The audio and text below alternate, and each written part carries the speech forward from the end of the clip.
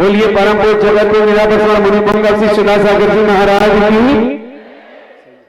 जहाँ गति है वहाँ विराम भी है, जहाँ दुख है तो नियम से सुख भी है।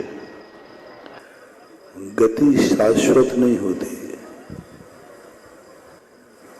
विराम शाश्वत होता है। जिन कष्टों को एक अज्ञानी गृहस्थ के ऊपर आए तो वो रो पड़ता है। घर का एक सदस्य मर जाए तो रो पड़ते हैं। घर का एक सदस्य यदि एक दिन नहीं मिल पाए तो रो पड़ते हैं। और ये कौन सा ज्ञान है जो सारे घर को सदा सदा के लिए छोड़ देते हैं फिर भी मुस्कुराते रहते हैं। एक क्षण को, एक घंटे को यदि बेटे को माँ बाप न मिले तो रो पड़ेगा। एक घंटे माँ बाप को बेटा न मिले तो रो पड़ता है। क्या दशा उन्होंने प्रकट की कि सारा का सारा परिवार मुस्कुराते हुए छोड़ दिया। बिहार हुआ सागर वार्यासम वधु मिवेवाम वसुधा मधुम सतीम। पूज्यवर समंत भद्र महाराज कहते, भगवान क्या माया है। व्यक्ति एक जमीन का टुकड़ा छोड़ नहीं पाता, एक जमीन के टुकड़े लेके मर जाता है, मार डालता है। ऐसी कौन सी आपको भेद विज्ञान की किरण जागी, ऐसी कौन सी गॉड गिफ्ट जागी जिस कारण से आप पूरे कैलाश पर्वत से लेकर के समुद्र पर्यंत सारी पृथ्वी को हंसते हंसते छोड़ दिए। हंसते हंसते संपूर्ण राज्यपाट छोड़ दिया और उस मार्ग पर चल पड़े जिस मार्ग पर कठिनाइयों का अंबार है। आग की दरिया में कदम पड़ दिया जहां रखते ही जल जाना निश्चित है। उन रास्तों पर चल पड़े जहां पर कोई सहारा नहीं है। क्या है ये? भेद विज्ञान की किरण आत्मा में से प्रकट होती है। आत्मा में से प्रकट होती है, कहीं से नहीं आती। कोई दुनिया की कोई गॉड गिफ्ट नहीं होती। कोई भी शक्ति हमें वो ताकत नहीं दे सकती जो ताकत हमारी आत्मा में से प्रकट होती है। एक बार वह ताकत आत्मा में प्रकट हो जाए, वह ब्रह्म स्वरूप, वह ब्रह्म शक्ति, वह भेद विज्ञान इसमें स्पष्ट झलकने लग जाता है। इन दुखों का अंत है। सामने देखता है व्यक्ति लेकिन वो घबराता नहीं, क्योंकि इसका अंत है। दुखों का अंत है।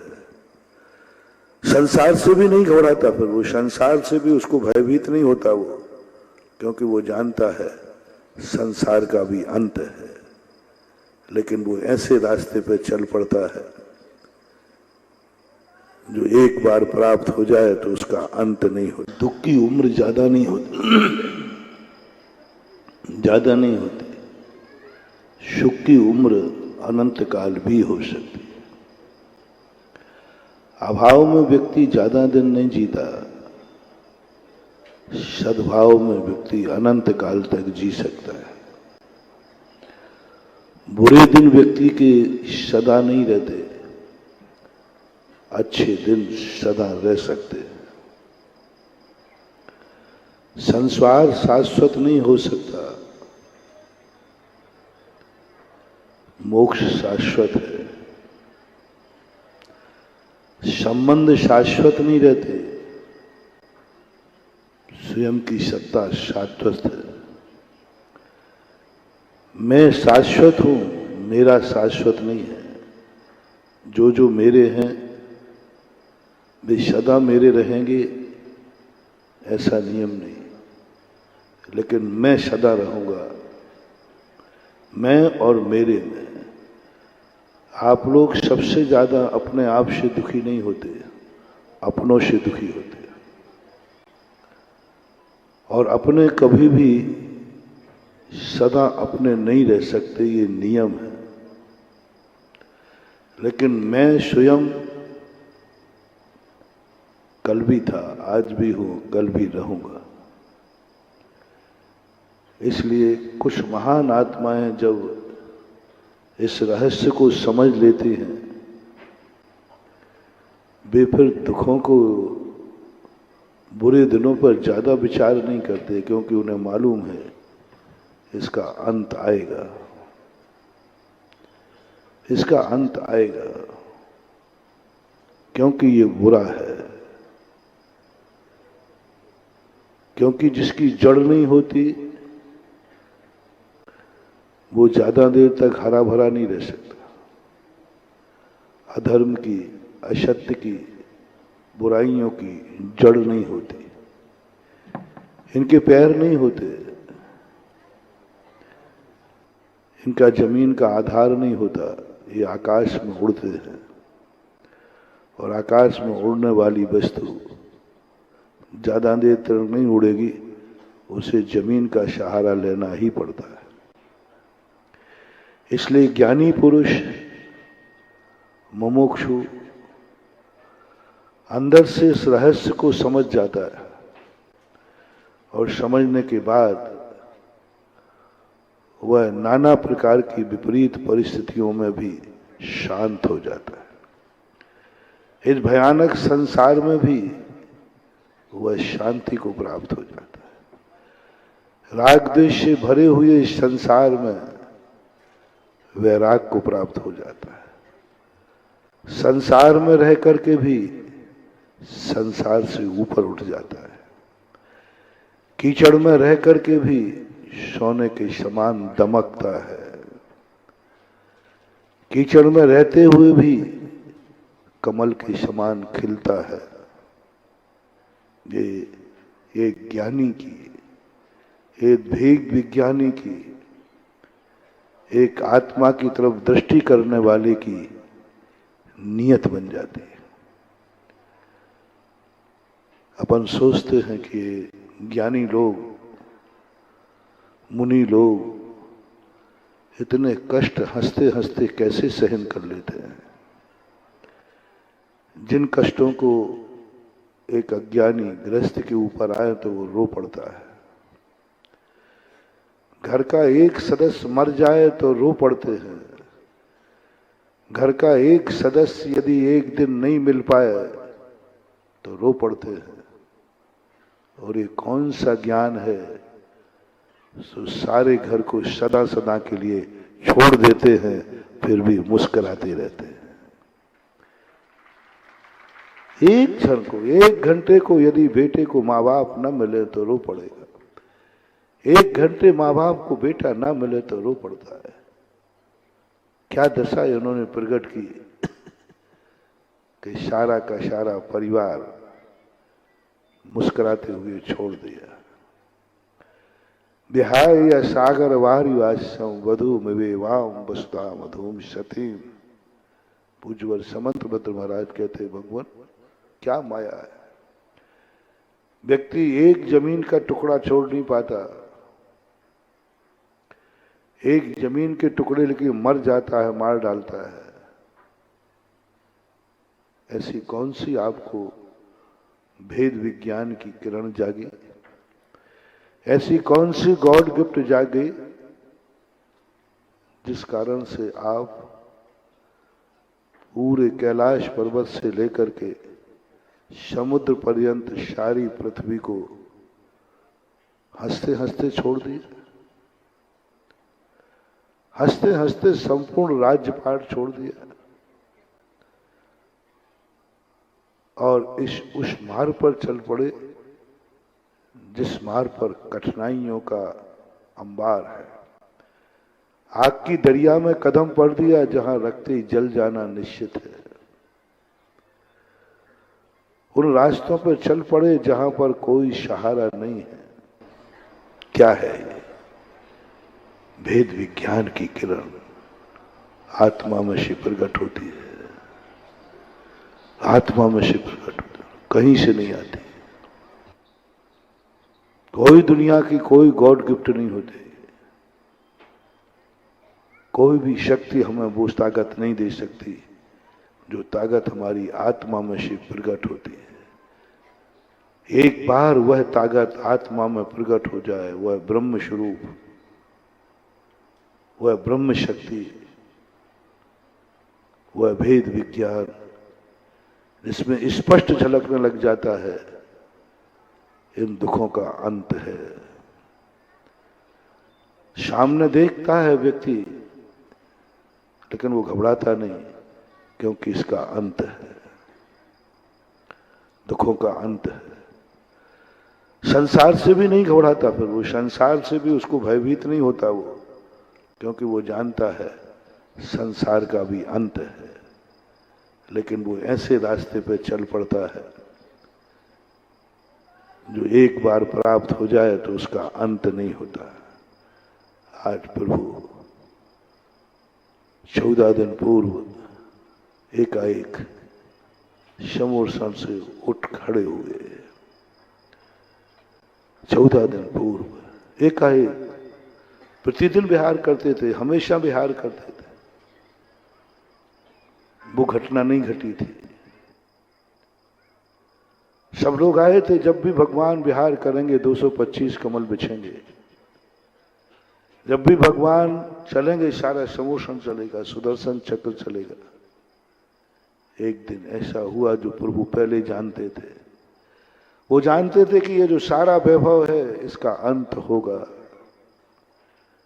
समोसन का अंत होगा। ये जितने लोग जयकार बोल रहे हैं ये सब चुप हो जाएंगे। जितना ये सारा वैभव समोसन का फैल रहा है, एक दिन विलय को प्राप्त हो जाएगा। इसका अंत प्रभु ने देख लिया था, वे इसलिए उसमें खुश नहीं हुए, मस्त नहीं हुए, उसमें डूबे नहीं। उसमें जाकर के वह शांत चित्त होकर के इस वैभव का अंत देख रहे थे। और आज से 14 दिन पूर्व एकाएक प्रभु उठे, सब कुछ अंत हो गया। किसी ने 225 कमल नहीं बिछाए, सौधर्मंद एक कदम आगे नहीं बढ़ा, 12 सभाओं में कोई भी आगे नहीं बढ़ा, धर्म चक्र ने भी स्थिरता प्राप्त कर ली, कुछ नहीं, अकेले निरालंब प्रभु आकाश मार्ग से विहार कर गए। आज कोई नहीं जा रहा, अभी तक सब जा रहे थे, सारी दुनिया उनके आगे पीछे थी, एक कदम भी चलते थे, एक कदम उठाते थे, लाखों कदम एक साथ उठते थे।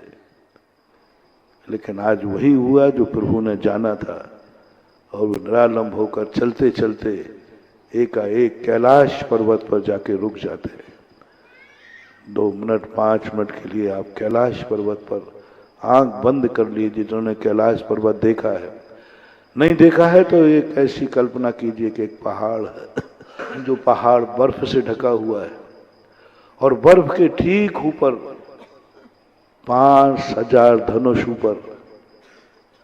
बहुत आप ऊंचाई की कल्पना करना, ऊंचाई पर आदिनाथ भगवान स्वर्णमयी काया, 500 धनुष प्रमाण जिनकी ऊंचाई, हाथ नीचे लटकाए हुए निरालंब खड़े हुए हैं, निरालंब, कुछ भी नहीं। कितना सुंदर दृश्य है, कितनी एक अलौकिक रचना है उस कैलाश पर्वत के ऊपर।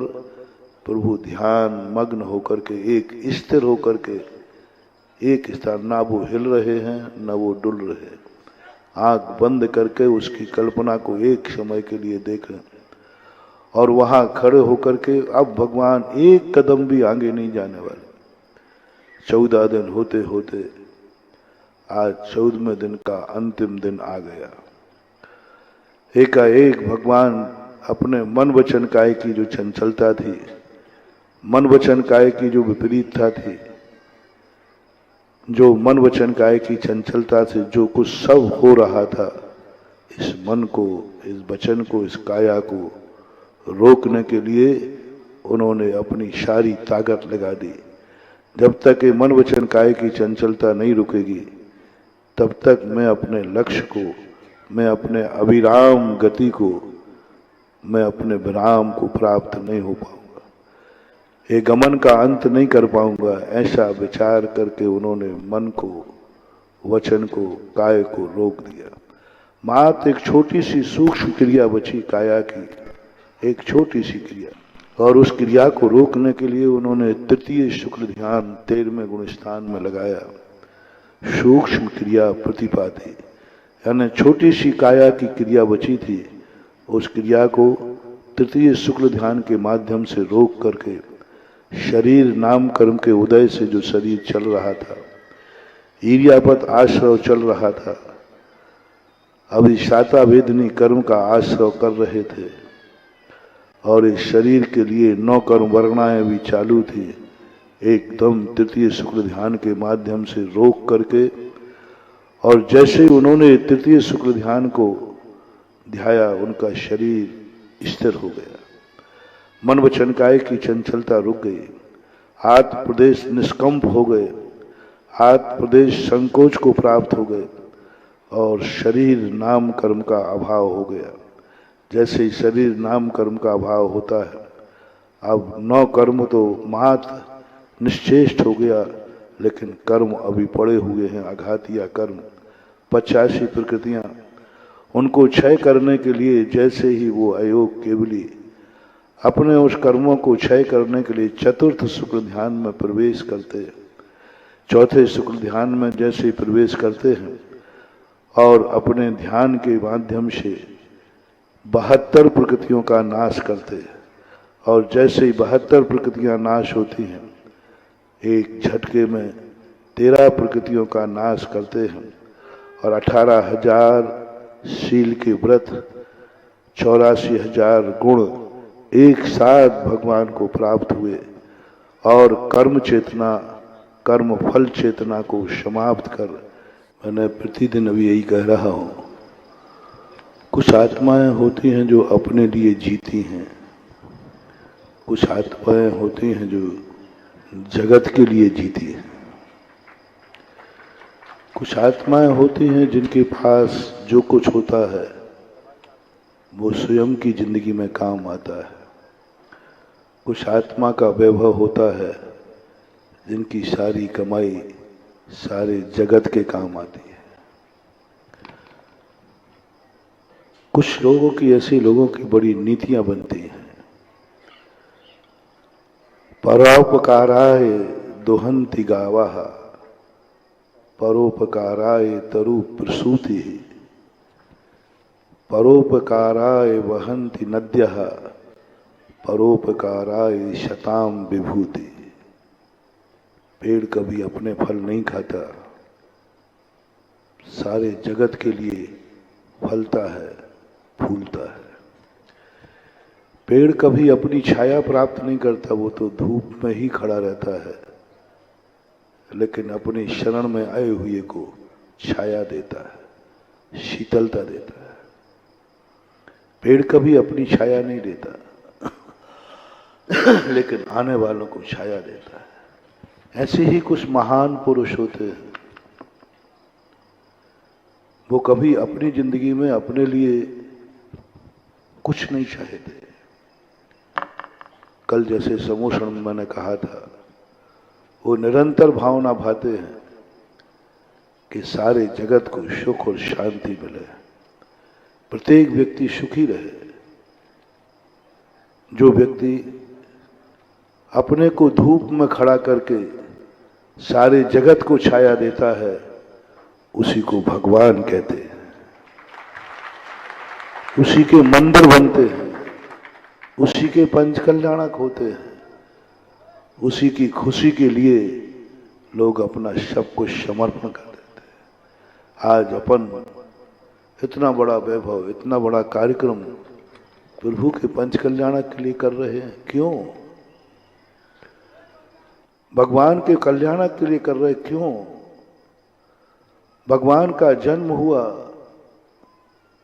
देवताओं ने 15 महीने रत्नों की वृष्टि की, क्यों? भगवान का जन्म हुआ, अयोध्या को साकेतमय स्वर्णमय बना दिया, क्यों? भगवान को मां के गर्भ में आए 56 कुमारियां सेवा करने के लिए आ गई, क्यों? भगवान जब चले, भगवान का जन्म महोत्सव था, देवता मनाने आ गए, क्यों? भगवान ने जब दीक्षा ली, लोग पालकी लेकर आ गए, क्यों? भगवान का जब केवल ज्ञान हुआ, कुबेर ने सारी संपत्ति लगा दी भगवान के समोषण की रचना के लिए, क्यों? क्या पड़ी थी? भगवान मोक्ष चले गए, फिर आज धरती पर लोग अपने पसीने की कमाई से मंदिर बनाते हैं, क्यों? क्या पड़े? भगवान आए थे, चले गए, मोक्ष में विराजमान है, हमें उनका मंदिर बनाने की जरूरत क्या पड़े? क्यों बनाते हैं हम इतने बड़े मंदिर? अपनी पसीने की कमाई, कितनी मेहनत से 1 रुपया कमाया जाता है, आपको मालूम है?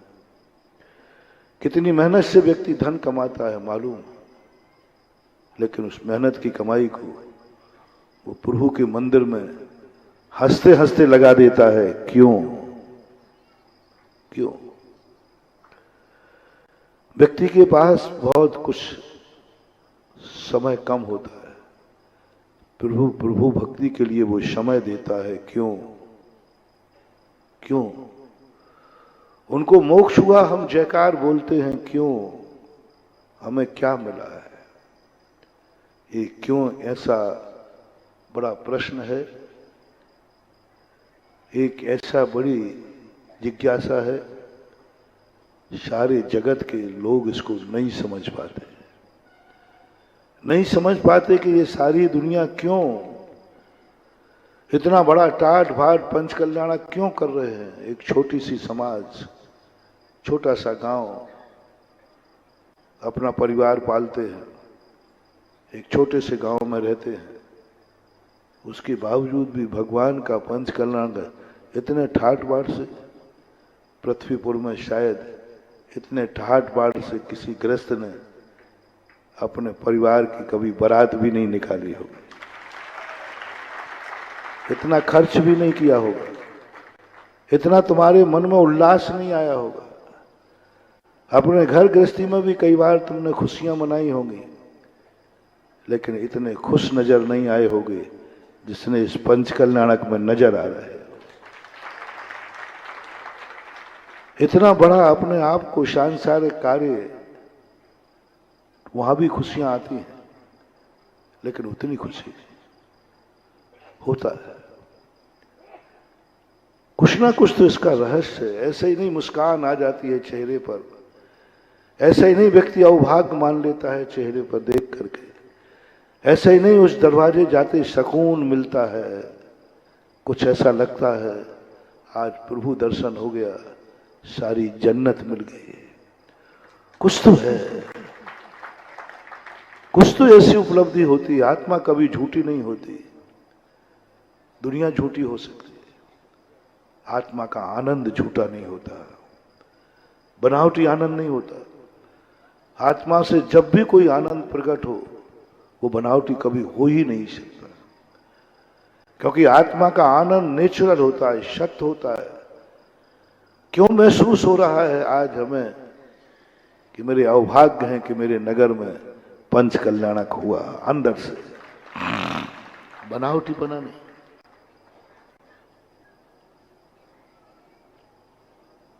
क्यों किसी लोगों को ऐसा लगता है कि मैं आज मेरे हाथ से मंदिर बन गया, इतनी खुशी तुमने अपने मकान बनने पर नहीं बनाई होगी जितनी खुशी पृथ्वीपुर को मंदिर के बनने की है।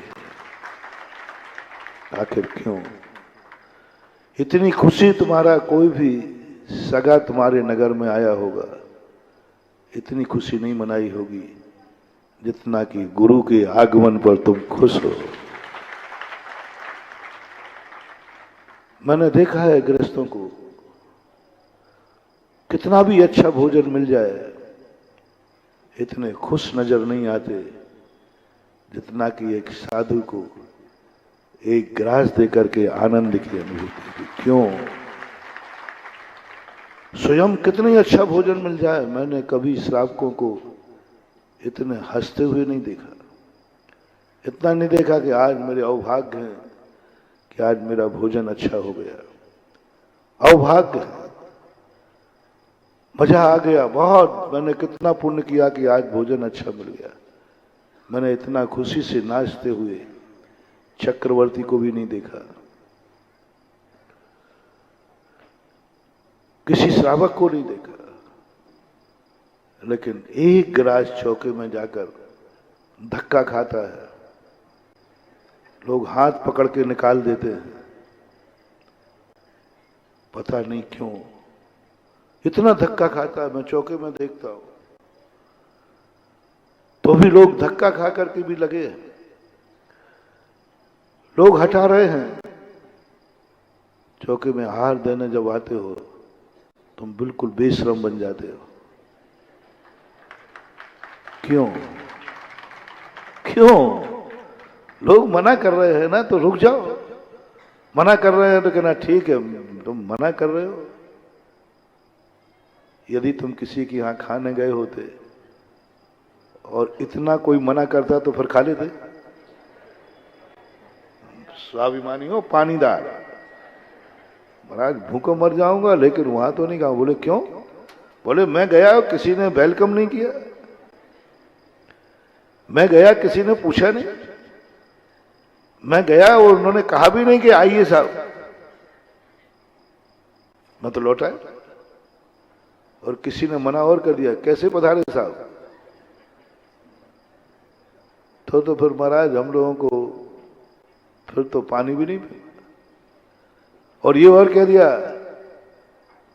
कैसे आ गए, जाओ वापस जाओ, फिर तो फांसी हो गई। चौके में तुम्हें किसने बुलाया था? बिना बुलाए आ गए, देने के बिना बुलाए आ गए, किसी ने कहा भी नहीं आइए, फिर भी, और बल्कि रोक भी रहे हैं, रोक भी रहे हैं दरवाजे पर। दरवाजा बंद भी कर दिया गया तो भी खड़े हो, तो भी खड़े हो। क्यों? इतने बेशरम तो नहीं हो तुम,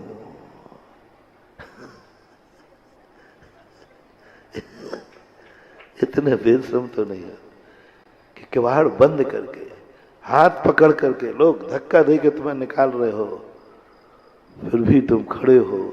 क्यों? कुछ ना कुछ तो है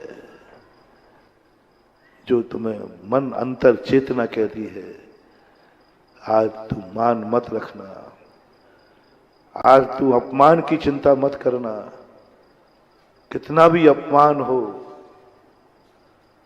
कितना भी ठुकराएं, कितना भी उपेक्षा हो, एक गिलास तो देकर के ही जाना है। कोई मान नहीं, कोई सम्मान नहीं, कोई आवभगत नहीं, कोई निमंत्रण नहीं, कुछ नहीं, बस एक अंदर की आवाज, देने का आनंद। खाने में वो आनंद नहीं था जो कुछ व्यक्तियों को देने में आनंद आता है। खाने का आनंद से अनंत गुणा होता है देने का आनंद। ये तो आप समझते हैं, जिंदगी भर के भोजन खाने का आनंद और एक गिलास राज की अंजलि में देने का आनंद क्या है, शायद मैं नहीं बता पाऊंगा, ये तो आप जानते हैं। क्यों? मैं नहीं समझ पाता हूं कि पृथ्वीपुर में किसी ने मकान बनने पर इतनी खुशी मनाई होगी, इतनी खुशी मनाई होगी कि सारी दुनिया को बुलाया होगा, सारे नगर को बुलाया होगा, और पृथ्वीपुर में किसी मकान बनाते समय इतनी खुशी तो नहीं मनाई होगी, किसी गुरु महाराज को बुलाया होगा, है? बताओ भैया, पृथ्वीपुर में किसके मकान के नागल पर महाराज आए थे?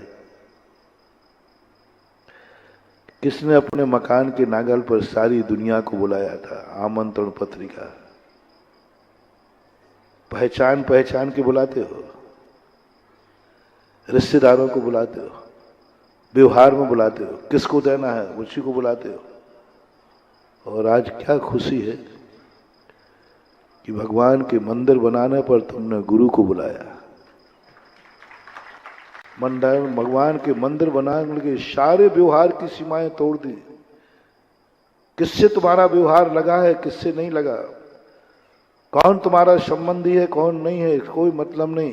किसने तुम्हें बुलाया कि नहीं बुलाया, तुमने खुला निमंत्रण दे दिया सारे भारत को, आओ मेरे प्रभु का मंदिर बना है, मेरी खुशी में शामिल हो। पत्रिका जो तुम्हारे घर की जो कार्ड होता ना, वो मुंह देखी जाता है, लिस्ट बनती है किस किस को भेजना है।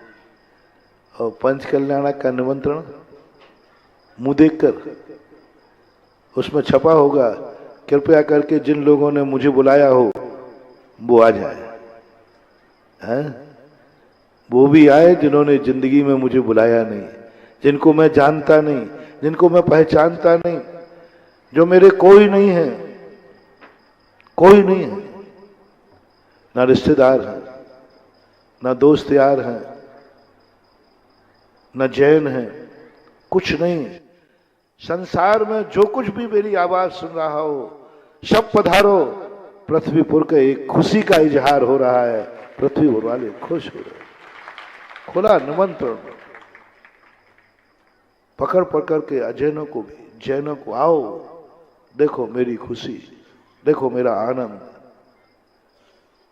इतने तुम बावले हो गए, इतने तुम भाव विभोर हो। कुछ ना कुछ रहस्य है। आज जो कुछ भी ये, क्योंकि तुम्हें मालूम है, हमें मालूम है, आर्यावर्त के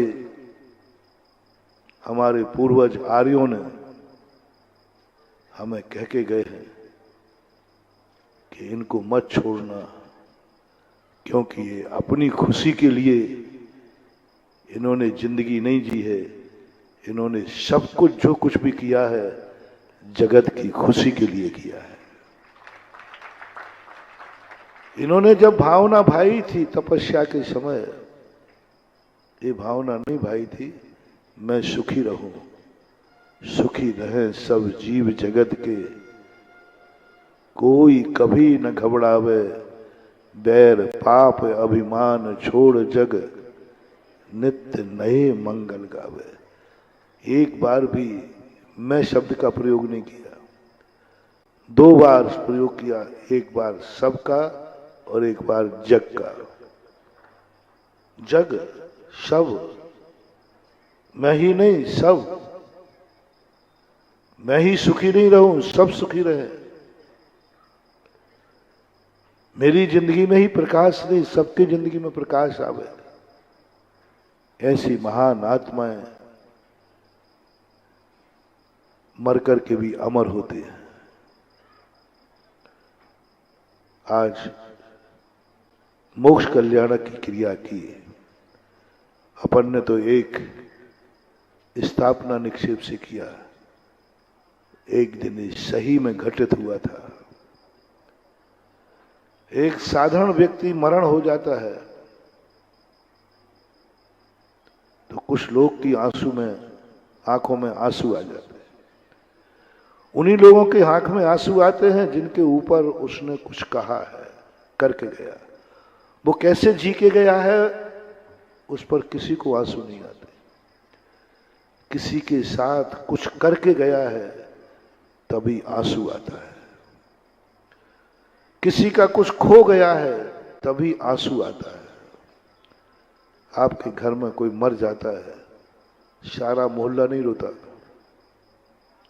सारा नगर नहीं रोता, तो घर में ही कुछ सदस्य नहीं रोते। सबसे पहला आंसू उस पर आता है मरने पर, मरने वाले ने जिस पर उपकार किया है, या मरने वाले से जो उसका सुख चला गया। मरने जो उसने कामना की थी कि इस व्यक्ति से मुझे यह सुख मिलेगा, यह व्यक्ति मेरी जिंदगी में काम आएगा, ये महत्वाकांक्षा के साथ जो उसके साथ जी रहा था, महत्वाकांक्षा के साथ जी रहा था। एक मां जी रही थी बेटे के आश्रित, कल बेटा मेरे काम आएगा, मेरी जिंदगी का सहारा बनेगा, मर गया। आंख में आंसू टपक पड़ा। इसलिए आंसू नहीं आया कि वो मर गया, इसलिए आंसू आया कि मेरा सहारा चला गया।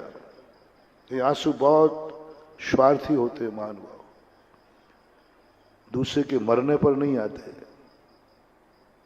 मरने पर नहीं आते। उसके मरने से हमारा सहारा चला गया, सहारा चला गया इसलिए आंसू आता है। एक आंसू का एक हार्मोन्स होता है, आंसू हमेशा नहीं टपकते।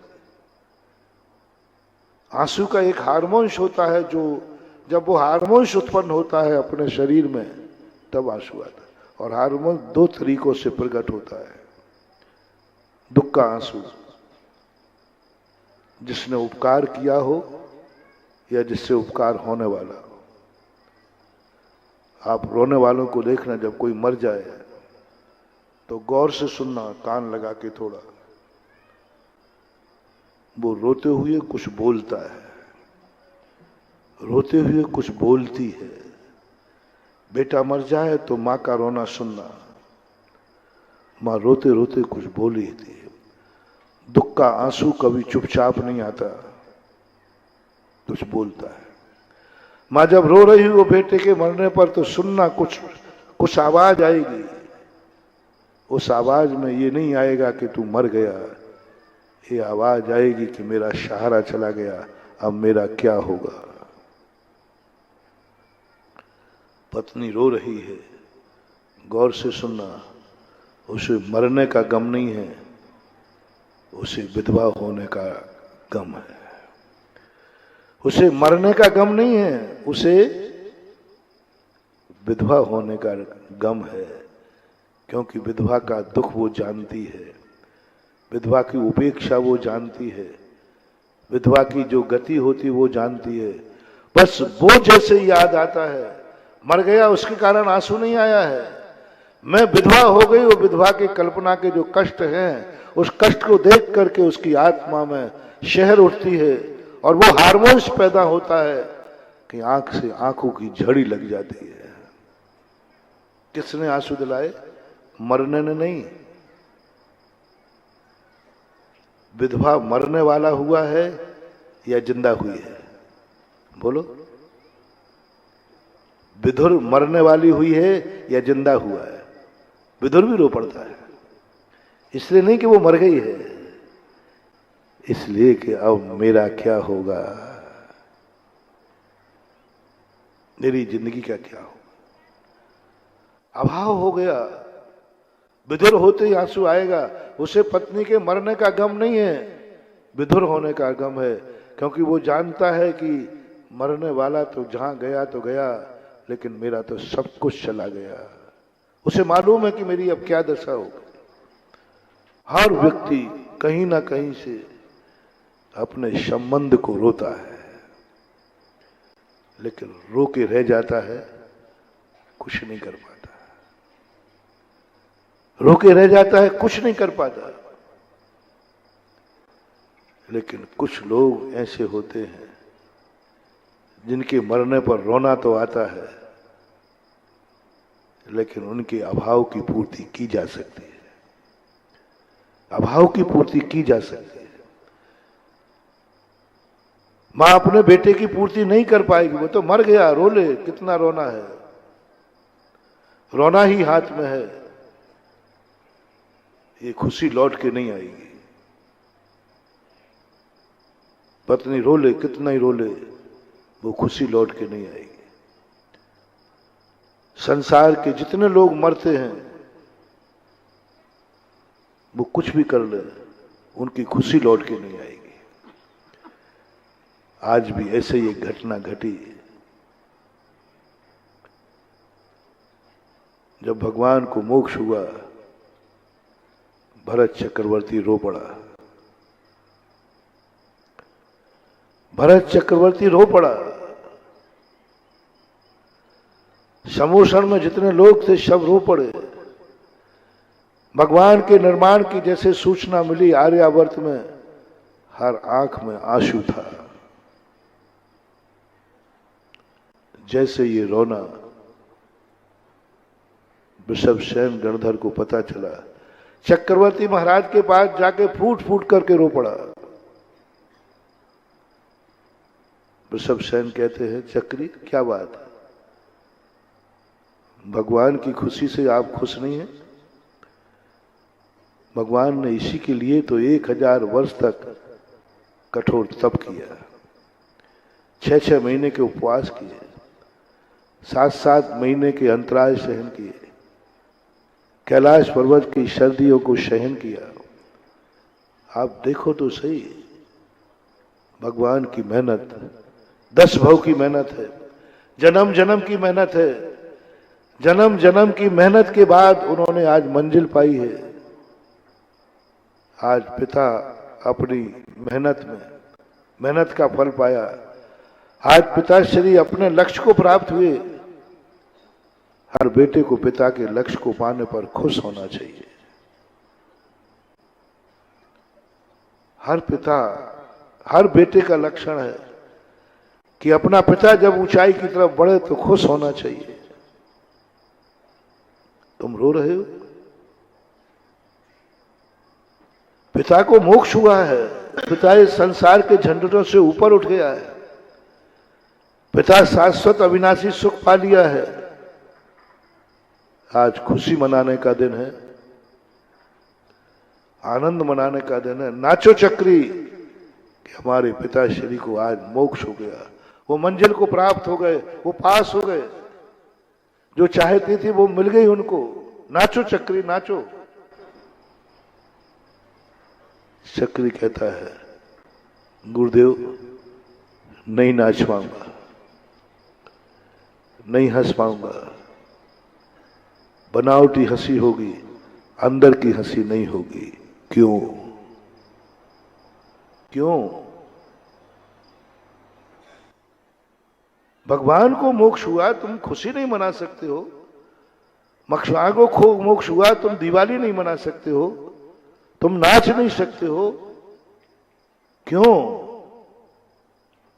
क्या तुम भगवान के दुश्मन हो? भगवान की सफलता पर तुम रो रहे हो? बोले गुरुदेव, भगवान की सफलता पर कौन रोता है? पिताश्री की सफलता पर, दुनिया की ऊंचाइयों पर पहुंचने पर कौन हंसता है? आपका चेहरा भी तो उतरा हुआ दिख रहा है। क्यों? गणधर परमेष्ठी एक क्षण के लिए उनका चेहरा भी उतर गया। साधु को एक क्षण के लिए जब उनके गुरु की समाधि होती है, एक क्षण को झटका लगता है। क्यों? एक झटका लगता है। अरे समाधि हुई, वो सफल हो गए, शल्लेखना के लिए तरसते हैं, उनका संसार का अंत हो गया। लेकिन जैसे ही झटका निकलते प्राण, शिष्य को झटका लगता है, भगवान को निर्माण होता है। गंधर परमेष्ठी एकदम उनका चेहरा फक पड़ जाता। वृषभसेन चक्रवर्ती का प्रश्न सुनकर स्तब्ध हो गए। नहीं नहीं, मुझे तो कोई दुख नहीं है, मुझे तो खुशी है कि भगवान को मोक्ष हुआ। गुरुदेव, ये दूसरे क्षण की खुशी है, पहला क्षण मैंने देखा है, पहला क्षण मैंने देखा है। जैसे ही निर्माण की बात सुनी, आपका चेहरा, बस आप साधु थे तो आंसू नहीं निकले, हम ग्रस्त थे इसलिए आंसू बरस पड़े, लेकिन दुख तो आपको भी है। क्यों? तब ऋषभ सेन को कहना पड़ा, मुझे इस बात का दुख है, भगवान को मोक्ष हो गए, इससे ज्यादा उतनी ज्यादा खुशी नहीं है जितना दुख है कि अब शतमार्ग कौन दिखाएगा। इस संसार में अंधेरा हो गया, संसार के अंधेरा होने का दुख है। वो प्रकाश पुंज अनंत यात्रा में विलीन हो गया, उसकी खुशी, उसकी सफलता की खुशी, और हमारी जो हानि हुई है इसका दुख, दोनों में से पावरफुल कौन हुआ? उनको जो प्राप्ति हुई उसकी खुशी नहीं, हमारा जो चला गया उसका दुख हुआ। भरत चक्रवर्ती कहते हैं, बस यही तो मेरी हालत है गुरुदेव। अभी जब भी मेरी जिंदगी में कोई समस्या आती थी, जब भी कोई जिज्ञासा होती थी, तुरंत दौड़ करके अयोध्या में भगवान के समोषण में आ जाता था बालक के समान, और कहता, भगवान हमारे पास एक समस्या है, इसका समाधान करो। बस मुझे भगवान के मोक्ष जाने की उतनी खुशी नहीं है, इतना दुख है कि अब मेरी समस्या का समाधान कौन करेगा। मेरा अभाव, उनको क्या मिला है उसका हमें कोई मतलब नहीं है, हमारा क्या चला गया है ये मुझे अनुभव में आ रहा है। उनको क्या मिला है ये खुशी मुझे नहीं है, होती भी नहीं है। ये सब बनावटी है, ये तो ऊपर ऊपर से, ये व्यवहारिकता है, अंदर की बात है।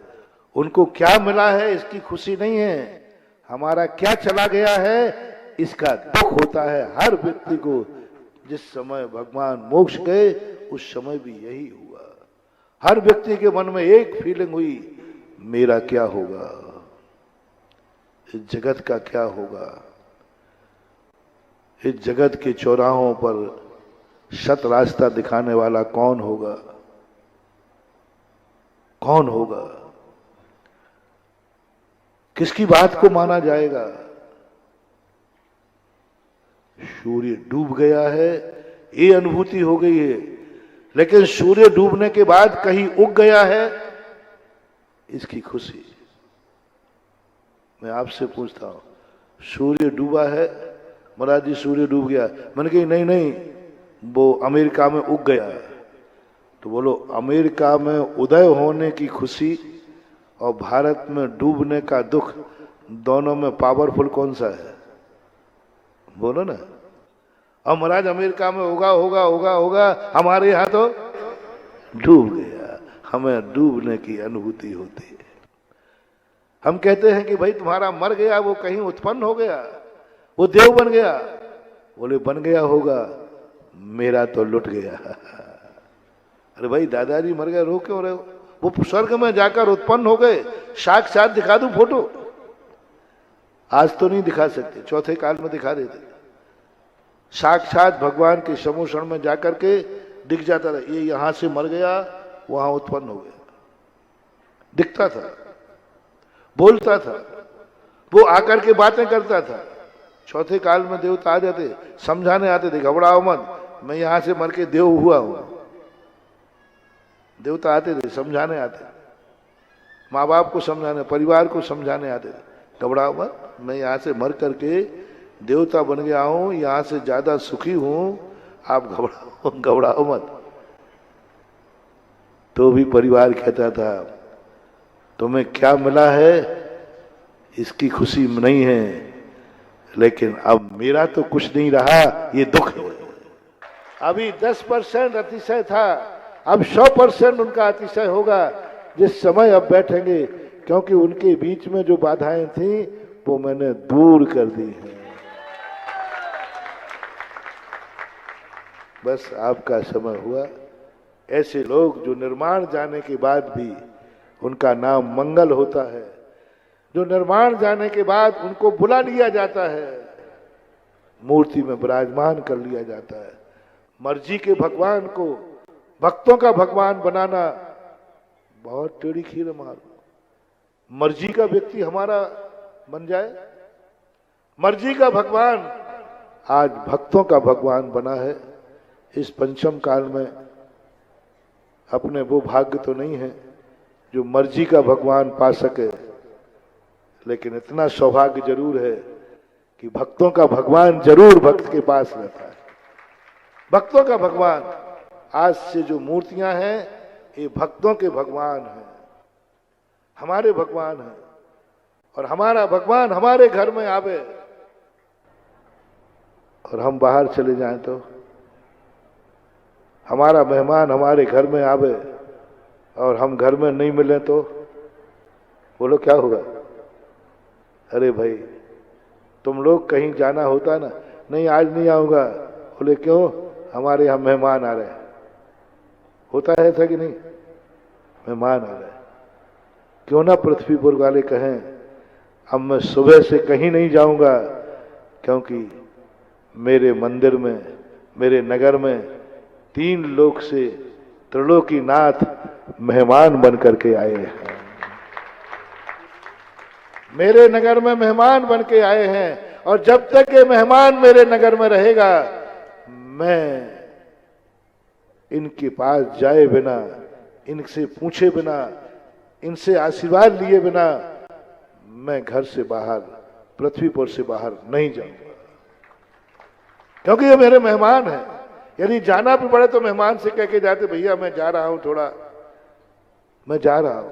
इसी प्रकार अब पृथ्वीपुर में भगवान प्रवेश कर जाएंगे तो एक नियम लेना है, मैं इनको पूछे बिना, इनकी अनुमति में ले बिना मैं पृथ्वीपुर से बाहर नहीं जाऊंगा।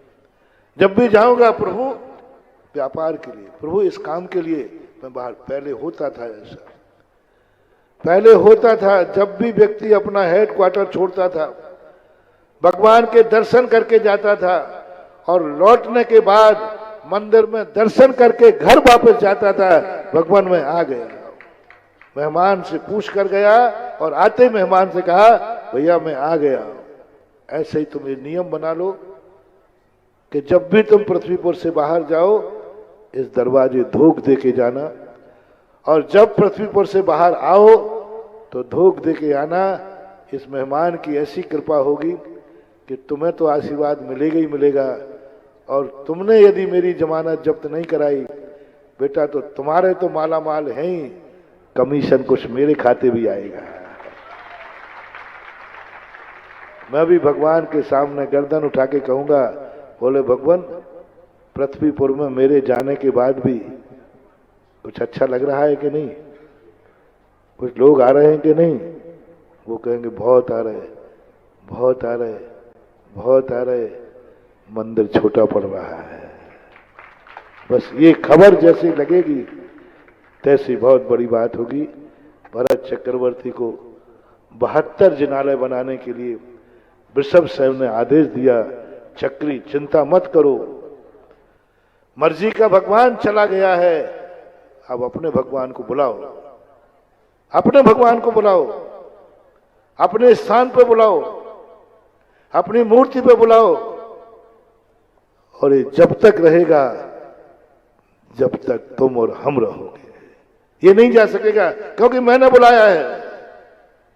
और उसी समय वृषभ सेन गणधर परमेष्ठी ने स्थापना निक्षेप का उपदेश दिया और पुनः पंच कल्याणक प्रतिष्ठा, पहली प्रतिष्ठा गणधर परमेष्ठी के द्वारा हुई।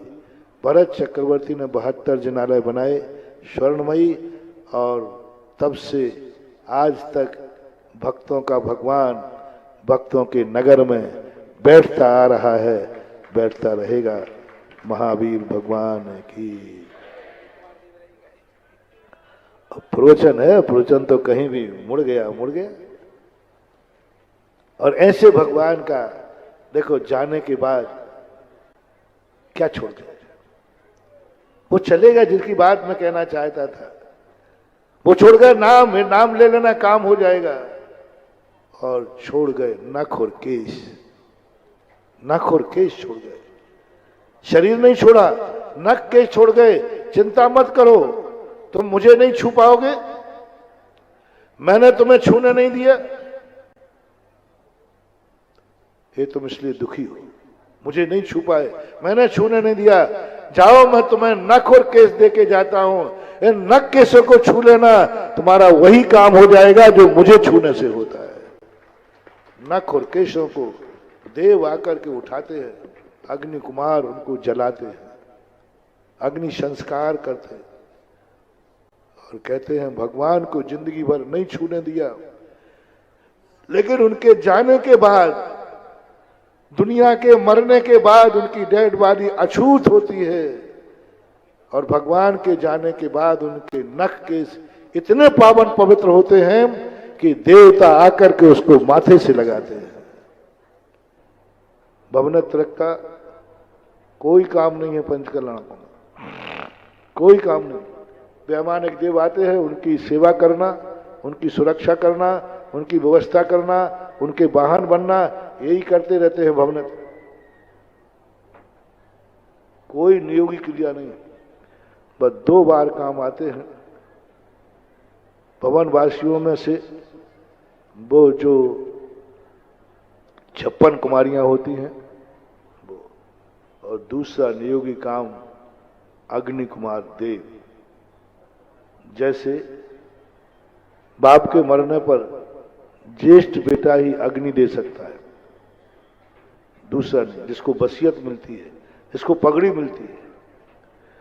इसी प्रकार भगवान के नख केशों का अंतिम दाह संस्कार मास संसार में एक ही व्यक्ति है जिसे अग्नि कुमार देव कहते हैं, वही इसको दग्नि लगाता है, और इतनी भस्म होती है कि इस भस्म को लोग माथे पर लगाते हैं।